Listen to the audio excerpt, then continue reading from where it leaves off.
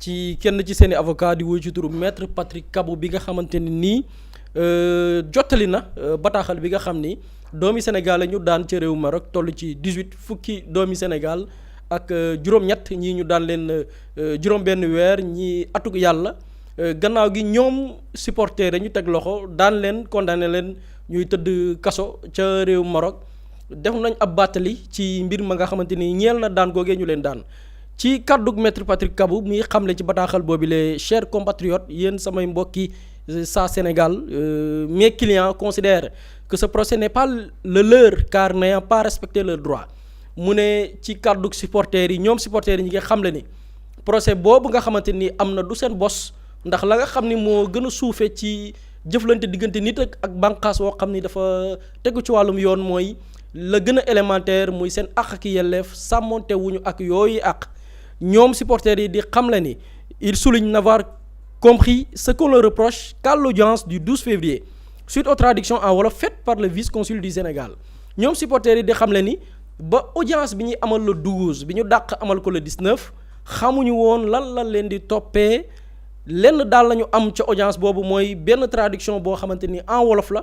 te ki ko def mooy vice-consul bu Sénégal ca réewu Maroc maanaam ka nga xam ni moo fay teewal état bu Sénégal di caytu lépp lu jëm ci nekkinu sénégalais yi foofu maanaam loolu li muy tekki mooy tribunal ba ci boppam jëlul ab traducteur en wolof ngir mu tekki la nga xamante nii war na dox diggante supporters yi ak ña nga xam ne ñoo leen war a àtte moom maître Patrick Kabou di xam le ni mais client rappel ay client am ñi ngi dellu di fàttali ni ci kanamu enquêteurs yi musuñu bénéficier wu ci li nga xamante ni nii mooy avocat waaye itam interprète ci moment bi nga xamante nii teg nañ leen loxo moom ñoom supporters yi di xamle également ni ci kanamu procureur du roi maanaam bi ñu jàkkaar ak procureur bi ñu leen di déglu ci biir dossier bi taataan leen ngir mën a constituer la nga xam ne moom la leen di toppee amuñu wala boog bénéficier wuñu ci li nga xam ne mooy les services d'un avocat maanaam seen avocat assisté wu leen ci benn yoon ci procédure bi waaye tamit du ab interprète boo xamante nii daf leen di tekkil la procureur du roi ba di wax ca làkk wu ñu dégg muy làkkum wolof ñoom supporters yi di xamle également que ils n'ont jamais pu voir leurs avocats afin de préparer leur défense musuñoo janoog seeni avocat laataa ñu leen di yóbbu tribunal di leen àtte ngir waajal la nga xamante nii mooy lay ga nga xamante ni daañu ko lay par rapport ak li ñu ne loolu lañ leen di toppee ñoom ñuy xam ne ni ba ci audience bi amoon le 12 février te gannaaw gi ñu dàq ko ba le 19 déglu nañ leen ci ñàkk a teewaayu ña nga xam ne ñoo leen di layal ci wàllum yoon ñu leen di woowee avocat ñuy xam le ñoom supporters yi tamit ni ci audience bu 19 février 2026 bi ñu nekk mooy jour bi leen di condamné ñu ne les principaux concernés ne pouvaient suivre les échanges entre les parties car essentiellement en arabe sans traducteur malgré la présence d'un traducteur assermenté ci bésu audience 19 février bi nga xam ne ci la ñu daan doomi Sénégal yi ba alamaan leen lenn ciy koppar bés boobu noonu ñoom ci seen wàllu bopp comprendre ñu jokkalante ya doon am ci biir tribunal ba diggante àttekat ya ak ja nga xamante ni xëy na peut-être ñoo fay teewal wala boog ñu koy woowee procureur du roi ndax ca biir procès ba arabe lañ doon làkk te ñoom dégguñu arabe donte jëloon nañ seen matukaay ba wut benn traducteur assermenté waaye gis nañ ni dañ ko jàllax fële di def seen procès ci làkkum arabe te ñoom dégguñu maanaam dañ leen àtte ci loo xamante ni ñoom sax xamuñu ko ñoom ñuy fàttali ni pour eux faire appel de cette décision, c'est cautionner l'absence manifeste de procès équitable, de respect des droits de la défense et des droits des détenus. dañ ne nag ñoom du ñu def appel ndax lu tax du ñu def appel mooy appel boobu noonu la muy mën a tekki mooy dafa mel ni dañuy dëggal la nga xamante nii doxalee nañ ko te amul yemale diggante procès boobilee la nga xam ne mooy sàmmonteeg seen àq ak yelleef waaye tamit ki nga xam ne caabi da koo féete ginnaaw lenn ci ay àqam te ñu war a sàmmonteeg moom ñu gis ni def appel dafay signifier ni ñoom dañuy cautionner loolu nga xam ne moo jiitu bés bi nga xamante ni ci la leen di daan ñu ne dans ce sens ci baatu maître Patrick Kabou qu'il me charge ñoom détenus yi sas nañ ko moom maître Patrick Kabou yëgal opinion publique nationale yëgal waa Sénégal ak waa bitim réew ak opinion publique internationale que décision bi juge bi jël ci réew Maroc concerné wu leen ñoom ñi nga xamante ni ñooy supporters sénégalais yi il se considère ci kàddu maître Patrick Kabou comme des otages en attente de leur libération ñoom doomi Sénégal yi ñu tee Maroc nee nañ considéré wuñ seen bopp comme ay prisonniers ay otages la ñu jàppee seen bopp ñoo xam ne dañ leen jaay doole nëbb leen sàcc leen denc leen waaye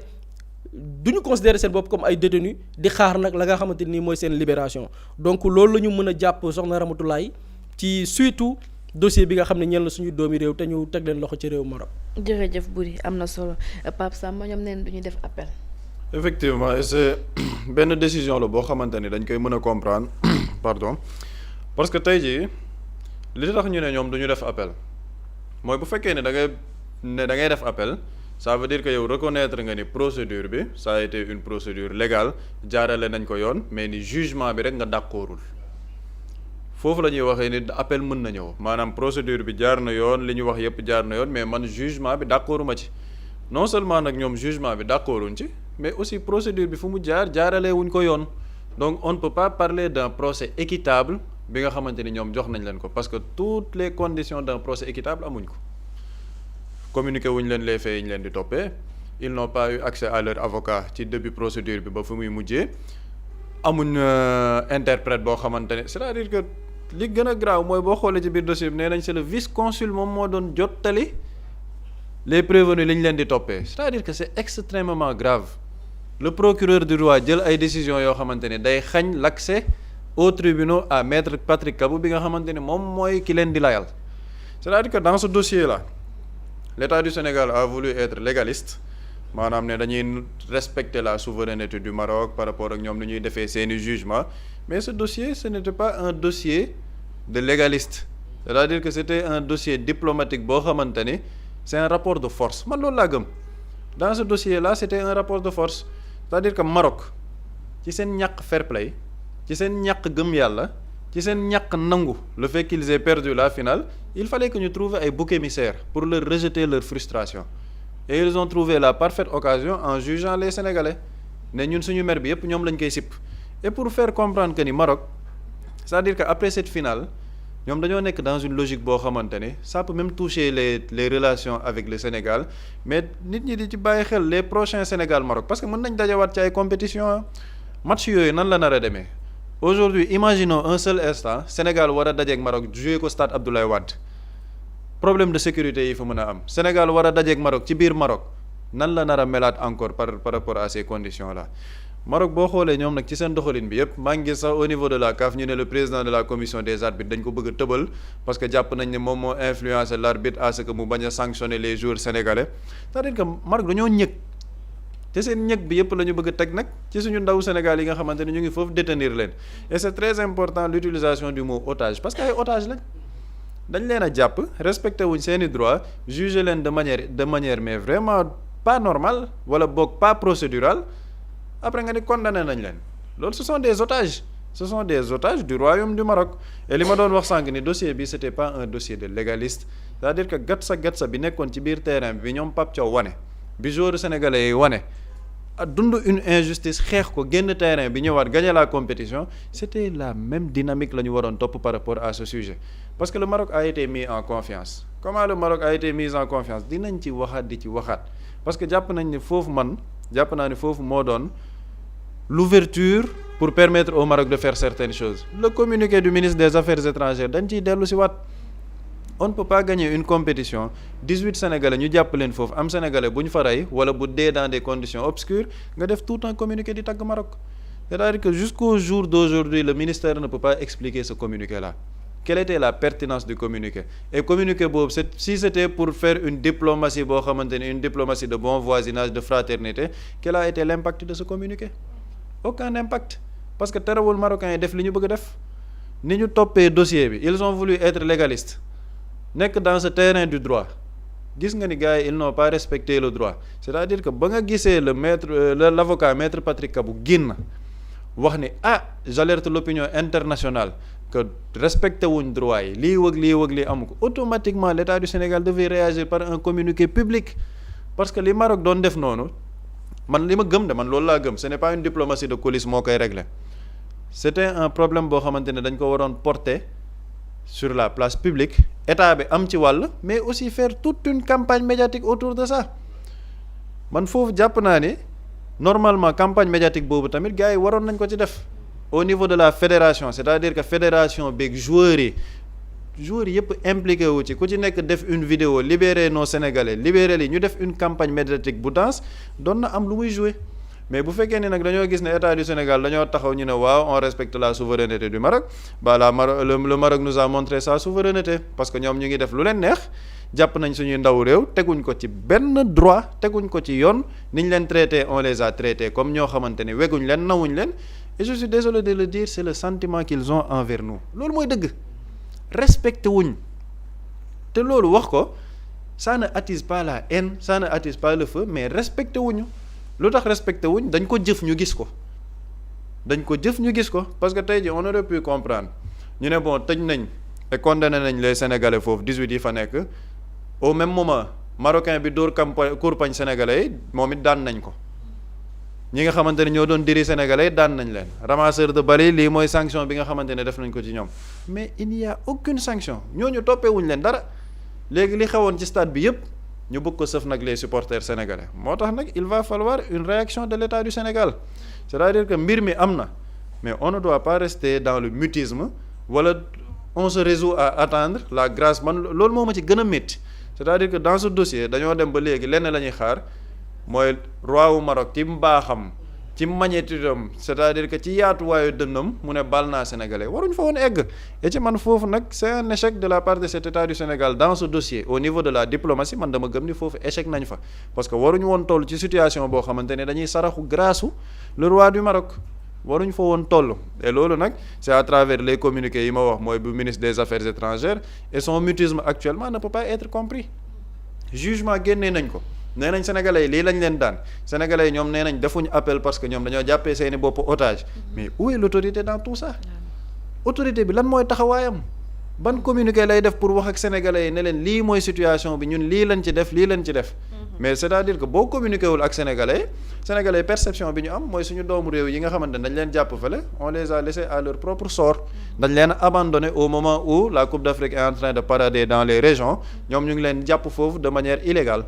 c'est ça la perception des sénégalais moo tax nag autorité bi war ci ñëw taxaw ne serait-ce que parler avec les sénégalais communiquer parce que man loolu laa gëm qui peut le plus peut le moins boo mënee def communiquer di tagg Maroc defal communiquer wax ak sénégalais yi ci seen situation yi nekk Maroc donc je pense que foofu c'était une faille de la part de cet état peut-être ils se sont trompés de bonne foi jàpp ni xëy na bu ñu defee diplomatie bi noonu dinañ ko mën a lijjanti mais loolu nag da nga koy def ak ku la wekk def ko ku la respecté def ko ku la naw nawuñ ñu respecté wuñ weguñ ñu te wan nañ ñu ko nag fii maintenant on attendra la position de l'État du Sénégal xëy na dina am yenn communication yoo xamante ni dinañ ko ci def. mais est-ce que le fait que du ñu def appel indi ay conséquences aussi. conséquences yi muy indi mooy ñoom ils vont rester en prison mooy li ma wax lenn la ñu mën a xaar peut-être État du Sénégal parce que signé nañ une convention d'extradition avec le Maroc à l'Assemblée nationale en 2024 ou 2025 je pense option boobu moo ñu dese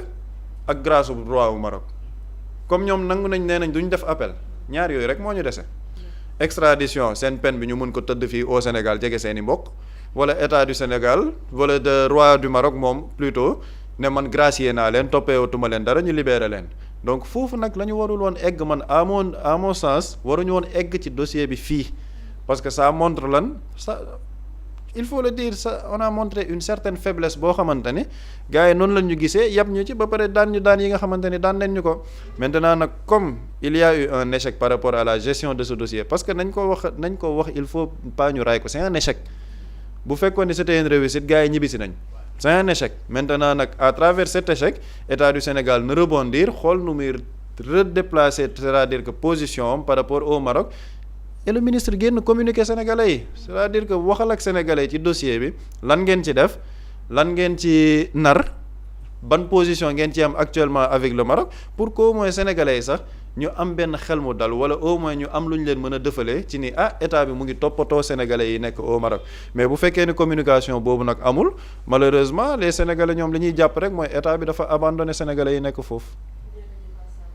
Boury buñ leen condamné gis nañ ne autorité yënguñ ci benn yoon ak beneen question aussi est-ce que lii dina tax ëllëg ci biir supporters yi ñeme dem gunge sa équipe nationale Sénégal ci neen dëkk. dina jafe lool parce que dina tax d'aucuns vont dire que oui parce qu'il faut savoir que ñun Sénégal en période de guerre entre guillemets parce que amul ay jàmmarloo mais bu ma nee en terme de guerre mooy bu amee confrontation. suñu diggante ak beneen dëkk di nga gis des sénégalais yoo xam ne yeneen dëkk yi les marocains ñoom xam nañ li ñu def de mais da nga gis une certaine solidarité ci donte ci tappale la ñu nekk ak def loo xam te ni jaaduwul mais di nga gis fii sénégalais bu naan non boo demee dëkk jàmm da nga war a exemplaire ci naka des officiels marocains ñëw fekk ab supporter ci kaw tribune jàpp tànk bi di xëcc ñu ne ok les sénégalais toog leen ngeen croiser les bras taxaw di seetaan les sénégalais dañu jàpp di xëccoog ñoom ñenn ñi wàcc ci mais problème bi loolu koy indi y a la solidarité entre frères entre sénégalais entre compatriotes on va pas se laisser faire nos joueurs est-ce que bu fekkoon ni dañu toog de pataaral tey le Sénégal va remporter la Coupe d'Afrique dañu bataille dure sur le terrain bataille dure en dehors du terrain donc nga gis ni les supporters les joueurs ont fait ce qu'ils devaient faire maintenant le politiquement correct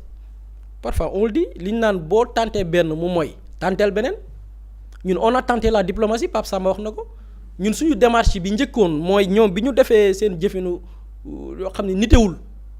manque d'élégance ñun on a essayé d'être élégant malgré leur comportement on a essayé d'être élégant par le communiqué bi suñu ministère des affaires étrangères génnee le discours du président de la République bi ñuy def cérémonie bi au niveau du palais donc ñun nos autorités ont été élégantes moment bi nga xamante ni nii coow li am na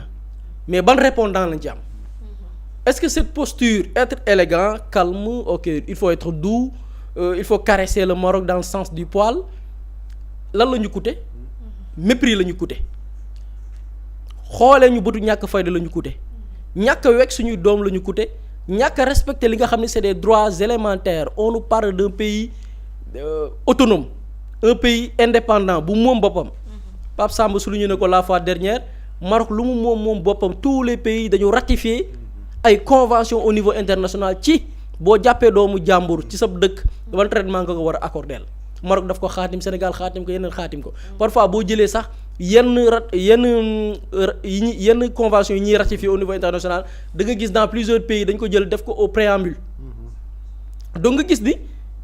Maroc lu mu am autonomie lu mu am li nga xam ne nii mooy indépendance dafa am loo xam ne daf ci war a sukkandiku muy respecter ak yelleefu doomi aadama yi nga gis ni daara respecté wuñ ko ci loolu mooy ñàkk a wekk ñàkk a respecté ñàkk nawloonte man ku ma nawloowul damay continuer di wane ab yaafus wala lewetal kanam dañ naan mais mbaam bu la wéqee nga wékk ko mais parfois mbaam bu la wéqee da nga koy bule Maroc dañu wane melokaanu mbaam donc foog nga am répondant tey jëlal le communiqué bi Pape Samba di wax avec le ministre des Affaires étrangères c'est dans quel contexte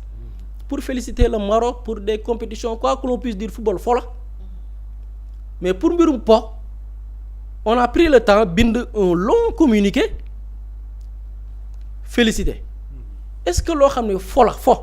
football quoi que l'on puisse dire fo kese la nag on se permet jël suñu temps bind communiqué mais quand on parle des vies des Sénégalais qui sont en danger où est le communiqué looloo ëpp solo li xew jamono jii moo ëpp solo foofu l'organisation de la CAN on n'a pas pipé mot on va nous dire que woy ñi ngi koy régler ci suuf mais li ñuy régler ci suuf lan la bu dee lii la ñu jural de moom bañoon koo régler ci suuf a gën yuux ko ca kaw mu am une pression au niveau international au moins dina exposer le Maroc au niveau international ba ci certaines décisions ñu xoolaat ko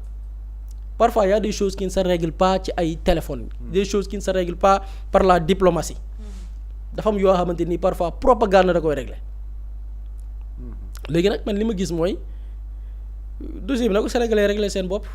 bu ma nee na ko sénégalais régler seen bopp nag je parle de manière pacifique mooy ñun ñoo moom suñu réew ñun sénégalais ñoo moom suñuy poche keroog bi ñuy wax naan wéy les relations Sénégal Maroc moo ëpp li muy gagné fii que ñun suñuy doom lañ fay gagné boo jëloon sénégalais yi nekk Maroc li ñuy dajale di ko liggéey ci alal di ko indi fii Sénégal wala di ci comp dara di ko yónnee Sénégal boo ko cumulé woon dajale ko li marocains yi di gagné fii ëpp téeméeri junni yoon kon bu ñu xoolee entre ces deux pays kan moo am intérêt Maroc moo ëppi intérêt sur le plan de l'économie sur le plan de la formation sur le plan même des relations ñoom avantages yi ñu am fii suñuy doomi réew amuñu ko tey Maroc sur le plan du foncier est-ce que le Sénégalais a la possibilité dem Maroc ñu jox ko une bonne partie du foncier marocain ñu def fa ay tax yoo xamante ne nii ay milliards la ñu coûter ñu koy buub di ko indi fii Sénégal est-ce que les Sénégalais ont cette possibilité les Marocains ont cette possibilité cet avantage-là dans notre pays foofu laay ñëwee ci maintenant mbir mi Sénégalais yi koy régler seen bopp par le boycott gis naa fan yi gars yi commencé di ko def et ñun on va essayer de réfléchir ñun en tant que média qu'est-ce qu'on peut faire ci vulgariser de manière négative les Sénégalais puissent identifier les produits marocains qui sont là appeler au boycott Sénégalais xam lii c'est des produits marocains dans d'autres pays dañ koy réussir dañuy organiser une campagne de boycott après on fait une étude ne bi ñu organiser campagne de boycott 24 heures l'entreprise ou bien les entreprises concernées cibles ont perdu nangam ci ay milliards ñun tey on a cette possibilité les entreprises marocaines sont là ñuy utiliser seeni produits ñuy utiliser seeni services bancaires les banques marocaines qui sont ici au Sénégal dans le service de l'assurance ñi ngi ci dans ku am assurance benn service marocain bu sa contrat d'assurance jeexee bu ko renouveler demal feneen nga wut ko fa loolu ça fait partie de la bataille boo xam ne ñun les Sénégalais mën nañ ko porter suñu bopp et je pense que tey c'est la meilleure manière tey pour ñun askan wi ci ban posture la ñu war a am il faut qu'on boycotte les produits marocains ma loolu laa gëm parce que yenn yi kat yabal lay nduru li ñu naan nit du la yaakaar ba pare yab la marocains ñoo ñu yaakaar plus bu ñuy xool ñaari dëkk yi gan moo ci gën a yaakaar moromam les Marocains ont beaucoup plus d'intérêt ici dans notre pays que le cas contraire boo jëlee suñu doomi réew donc je pense que lenn li il va falloir que ku ci nekk muy ñun les médias on a une part de responsabilité les influenceurs am na ci part de responsabilité les personnes qui sont très actives am nañ ci part de responsabilité les internautes sénégalais de manière globale il faut qu'il y ait une campagne am na ñu ko commencé peut-être ñun médias ñoo ci war a am benn répondant et ñun au niveau de la rédaction on essaie de voir quelle stratégie la ñu mën a def pour vulgariser les Sénégalais xam quel produit marocain la ñuy war a boycotter pour que tey ñun li ñu am ci avantage loo xam ni xam nga ku ne yaa moom sa poche def lu dul tey def naka su dul noonu yoon da koy aaye peut-être attaquer ay nit yoon da koy aaye peut-être leneen ak leneen lu yoon da koy aaye mais am na ñun lu ñu mën loo xam ni c'est pacifique muy sama poche maa ko moom Marocains yi def nañ lii samay doomi réew am naa possibilité vulgariser fépp ça c'est des produits marocains il faut les boycotter ils vont sentir l'impact et loolu message la boo xam ne dina yéeg ba yegg ba ca roi Mohammed VI et je pense que ñun la pour man les autorités lañ ca waroon wax nañ ko ci le peuple nag moo war a jël seen responsabilité par le boycott joxe le signal pour que suñuy doomi réew ñu mën leen libérer parce que comme on le dit le terme prisonnier sax il faut que nit ñi bàyyi di ko utiliser tey li jëkk ci propagande bi mooy ay prisonniers sénégalais loolu nañ ko jël tege ko y a pas de prisonniers ici ay otages la nit ñi jàpp ay un état voyou téye leen jàpp leen mel ni ku nekk ci ba jamonoy mbuumu njaam ci ñàkk a wekk ay nit ñàkk a wekk réew ñàkk a wekk askan ñu def doxalin wii jàpp ay nit téye leen en otage mais salfaañi lépp luy seen i àq ak yelleef lii mépris la c'est-à-dire que da ngay sentir benn mépris boo xamante nii ces gens là am nañ ko et je pense que tey répondant bi dafa war a am et je pense que ça passe bu ñu jëlee ci côté sénégalais ça passe par le boycott et je pense que espérons que dina porter ses fruits par rapport ak attentes yi ci sénégalais yi di xaar. surtout créer ay hashtag tamit libérer nos otages. libérer nos otages. il y a un international sénégalais Pape Matar Sarr bu ci def poste. il faut que tous les autres joueurs le font. bien sûr tey Pape Matar Sarr il est influent mais il y a des joueurs yu ko gën a influent ci biir équipe nationale ay Kalidou Koulibaly ay Sadio Mané ay Gana Gueye ces personnes là bu ñu waxee pour man dina am beaucoup plus d'impact parce que Pape Matar Sarr bi mu ko defee plusieurs médias internationaux reprendre nañ ko donc bu dee ni ñu bari ci ses compatriotes ou bien ses compères en équipe nationale def nañ ko les Sénégalais suivre les médias suivre et je pense que dina mën a porter ses fruits parce que pour man fi mu toll nii mbir parfois dëkk da nga koy vilipender parfois dañ naan jàngoro sax boo bëggee mu faju da nga koy weer dëkk nag parfois li ñu gën a bañ mooy ku ternir seen image et cette propagande là arrangé wul Maroc et je pense que ku ci nekk di jouer sa partition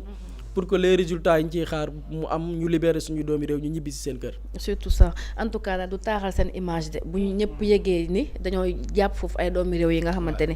ils viennent de notre pays pour juste football. parce que yéen da ngeen perdre coupe ngeen bëgg a jàpp wala deg seen mer teg ko ay doomi jàmbur yi nga xamante ne defuñu dara lu dul supporter je pense que ça devient assez compliqué dafa jot sax ñu bàyyi leen 1 an c'est trop soo déggee yenn peine yi comme si dañoo rey foofu ay nit wala dañoo gaañ ay nit ëpp na daal 1 an. gën a grave Pape Samba wax na ko suñu kaaw sénégalais bi dee foofu kenn da koo déggati. kenn waxatu ci c'est-à-dire que y a quelque chose bu ma déggee am ñu ne. woy boo demee dëkk jàmm dafa am comportement mais suñu doomi réew bi ñu rey foofu mais ay chaise yu ñu daj yi dafa gën a foor bakkan ñun li ñu subir moo gën a garaaw foofu. ñun ils sont malades. suñuy joueurs ñi les prisonniers am na ñaar ñu ci def malaise kenn ki bi ñu joxee le verdict au niveau du tribunal dañ ko évacuer après dafa def malaise foofu noonu. l'avocat l'a dit maître Patrick Kabou ñu ci bari suivi médical amuñu ko bu baax suñuy joueur ñun li ñu subir Maroc ñun mais ñun Sénégal dañoo mës a recevoir ab dëkk moo subir ko fii nii suñuy joueur kenn xamul la leen empoisonné jël nañ dossier bi taxañ ko teg ne le un Sénégalais a été tué ñu gaaw génne communiqué ne way ay xaj ñoo ko matt fi mu nekkoon dafa bëri ay xaj yu taxawaal ay xaju mbedd xaj yooyu noonu ñoo ko matt moo tax xoos yi am ci yaram bi moo tax mu dee comme ça fàtte nañ dossier boobu ñun li ñu subir moo gën a garaaw mais ñu jël ñun ñi nga xam ne c'est des victimes ñu jàpp leen condamné leen adoo ko y a des voyous marocains yi nga xamante ni nii ñoom la ñu waroon jàpp parce que gis nañ leen ñuy dóor ay nit gis nañ leen ñuy attaquer ay nit di leen plaquer di leen daaneel y a aucune sanction loolu on ne parle pas de droit quoi en fait nañu jàppale quoi fii affaire droit amu fi. jaay doole moo fi am jàpp ay nit jàppee leen ay bàyyi ma respecté woo seen dëkk respecté woo seen doomi réew jaay leen doole téye leen en otage lii moo fi am on ne parle pas de droit. y a pas de droit ici Maroc nekkul ci droit nekkul ci lu légal ci jalgati yoon la ñu nekk et loolu il faut qu'il y ait un répondant à la hauteur même de leurs actes pour man looloo koy faj. te li bëri di wax soo sax pour appuyer parce que da ngay gis ñu bëri naan la. état bi lan la ci mën a def c'est-à-dire que état bi mënul def une invasion militaire naan nañu libérer sénégalais yi par force c'est-à-dire que effectivement l'état du Sénégal mënul def loolu mënul dem ne par force samay doomu réew dañuy ñibbi mënuñ ko def ñoom li ñu mën mooy respecter justement Maroc nu muy doxalee souveraineté am nu muy defaralee justice am ak nan la koy doxalee loolu c'est très normal et ñoom voie boobu la ñu jëloon en voulant être légaliste maintenant ñun ce qu'on critique mooy voie légaliste boobu ñuy wax mais Maroc daf ko respecté wul du début à la fin ils n'ont pas respecté la procédure respecté wuñ suñu ay nit weguñ leen joxuñ leen cër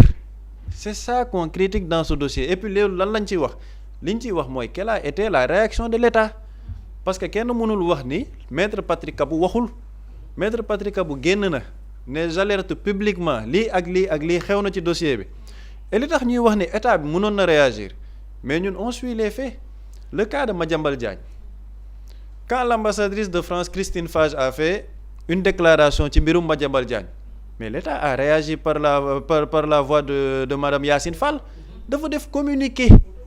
automatiquement def communiqué remettre les points sur les i ni déclaration boobu ambassadrice bi def lii wëg lii wax ci def am ci une position ferme ça c'était une diplomatie boo xamante ni dañ koy féliciter c'est une diplomatie boo xamante ni mooy li ñu naan mbir mi du xeexu doole mais xeexu xel la dossier bi avec le Maroc c'était exactement ça quand tu vois que les droits ne sont pas respectés État du Sénégal am na une approche légaliste ñu ngi gis ni Maroc répondruñ sur le terrain légaliste da ngay génnee un communiqué def une pression sénégalais yépp partager ce communiqué là ñu ne l'État du Sénégal suit avec inquiétude nga utiliser ces mots là parce que affaire bi day am fu li buri du wax propagande la xeex la nga ni l'État du Sénégal suit avec inquiétude la situation des Sénégalais qui sont détenus actuellement à Rabat wax Sénégalais yi porter cette propagande médiatique là mais bu ñu gisee État du Sénégal nekk dans son mutisme benn communication la ñuy am mooy la communication de maître Patrick Kabou foofu nag la ñuy wax ni état bi faillir na maintenant à l'état actuel État du Sénégal mënatul def dara parce que nit ñi nee nañ defuñu appel lenn rek la ñu mën a def extradition bi indi leen fii pour ñu purger seen peine wala ñu ñaan Maroc le roi gracier leen loolu moo ñu dese ñun nag ñu ne dans l'approche l'État du Sénégal a failli maintenant ñun lan moo ñu dese mais il y a des campagnes de boycott sur le plan international qui font perdre des centaines de milliards à des entreprises am na ñu bëri sax bu ñu bëggee daaneel benn réew wala ñu def benn propagande bu dense la ñuy def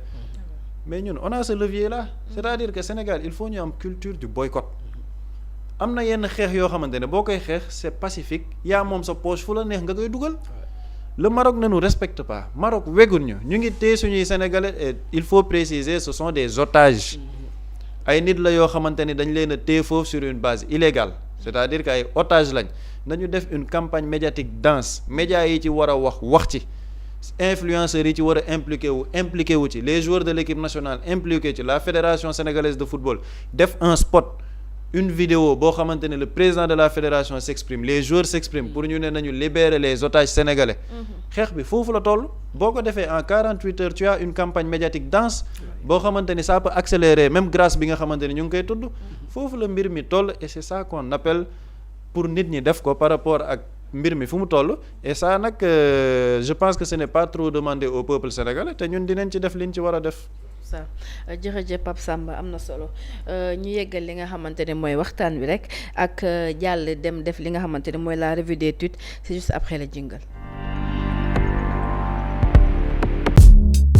Mously Immo Sénégal moo leen di indil saafara ci jafe-jafe bu ngeen am ci wàllum immobilier yow mi bëgg a jënd kër yow mi bëgg a tabax wala nga jaay sa terrain jokkool ak waa Mously Immo ku am sa kër bëgg ku la ko terrassel wala nga am sa tool bëgg ku la ko lotisel defal la ko ay terrain Mously Immo Sénégal daf leen koy jàppandal gunge leen ci anam gu mucc ayib ku am sa kër itam te nekkuloo ci biir réew mi bëgg ku la ko toppatool gérer la ko Mously Immo moo ci gën a gaaw gën ci wóor ku bëgg réfectionner tabax wala nga defar plan architecte mën nga jokkoo itam ak waa Mously Immo Sénégal mën ngeen leen a woo ci 77 887 25 13 77 887 25 13 Mously Immo indi saafara ngir jëndum kër tabax jaayum terrain terrasse yi ay tool wala lotissé ko defal leen ko ay terrain loolee lépp Mously Immo moo ci gën a gaaw man ngeen itam abonné ci seen chaîne YouTube Mously Immo Sénégal ngir am yeneeni xabaar yu gën a dëggu wala itam wàllum conseil ci wàllum immobilier fii ci biir réewum Sénégal